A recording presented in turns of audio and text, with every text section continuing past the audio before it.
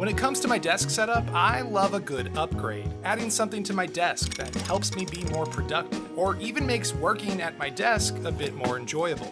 So today, I want to show you some of my more recent desk upgrades, and all of the items I'm about to show you can be purchased for less than $50 US. Let's get into it. We begin at my PC setup. This is the desk where I do most of my writing and a little bit of 3D modeling and of course playing PC games. And I've recently added some new tech to this desk. Up first is this excellent volume knob controller by Fosi Audio. Yeah, that's nice. This knob is made of solid metal and it feels premium to use. And like any volume knob, it allows you to adjust the volume of what you're listening to at your desk by rotating the wheel. This knob has a few additional buttons for playing and pausing music, but the nicest part of this model is that it's wireless. Most volume controllers that I've tested are wired only, but this knob has Bluetooth so you can place it anywhere on your desk. Look, a volume knob is a premium desk accessory, but this one comes in at a great price. However, if you want something a bit more practical, this next item solved an annoying issue I had with my PC. I got this MSI gaming desktop last year, and overall I like it, but it has one weakness: wireless connectivity. Like wireless headsets, controllers, and Bluetooth accessories will randomly disconnect throughout my day. It could be the cheap network card that MSI put in here, but in the end, what I need to do is bring my wireless dongles closer to where I sit, which is exactly what I did. I picked up this desk mount USB hub, which allows you to add additional USB ports to the top of your desk. And in my case, I mounted the hub behind my monitor, but it's still much closer to where I sit at my PC, and now my wireless problems are gone. Oh, and a bonus item for you guys, I got this USB Bluetooth receiver for like $10, and I plugged it into this hub as well. And now my Bluetooth accessories work perfect. So if you're having wireless issues like I was, and you're too lazy to install a new network card like I was, this USB hub is a fast and easy solution for improving wireless performance. Up next at my PC setup is a new twist on an old classic. I'm sure many of you watching this video have heard of the Elgato Stream Deck and its smaller cousin, the Stream Deck Mini. The Mini is the most affordable in the lineup, and you can usually pick them up for around $50. I've had this Stream Deck Mini for years, and it was collecting dust on my shelf until I stumbled across this really cool 3D printing project, which allows you to mount your Stream Deck Mini under your desk and slide it out when you need it. Right now, I've got my Stream Deck Mini controlling my smart lights in my office, so whenever I want to set the scene or change the color of the lights, I just slide out the Stream Deck, hit a button, and slide it away. It's a really interesting way to interact with a Stream Deck, and if you're interested in recreating this setup but don't have access to a 3D printer, you can purchase similar desk mounts on sites like Etsy. Now we move over to my Mac setup, or the video editing desk, where I've recently added some really useful accessories. But first, I want to tell you about my new web browser,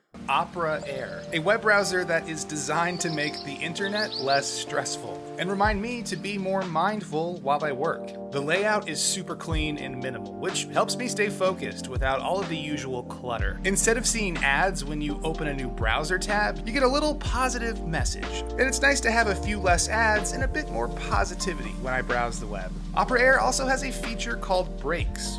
The browser walks you through a quick meditation or stretching exercise, and it's been really helpful breaking up my workday.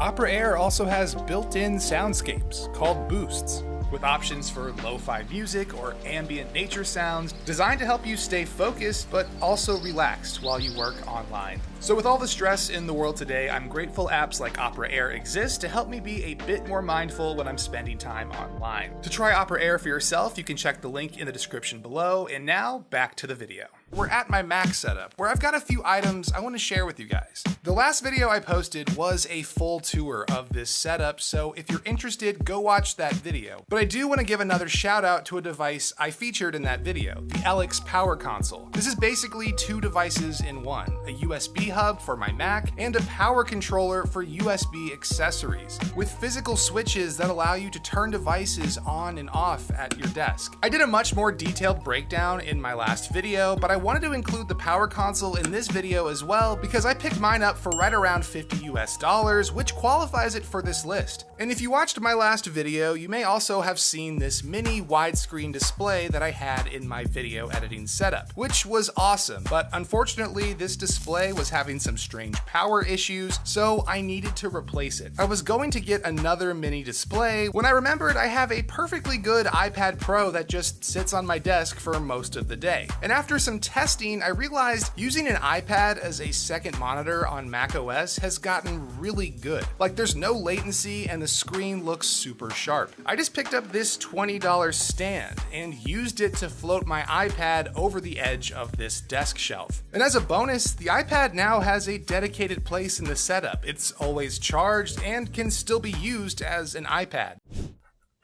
Okay, so this last item is less about productivity and more for relaxing.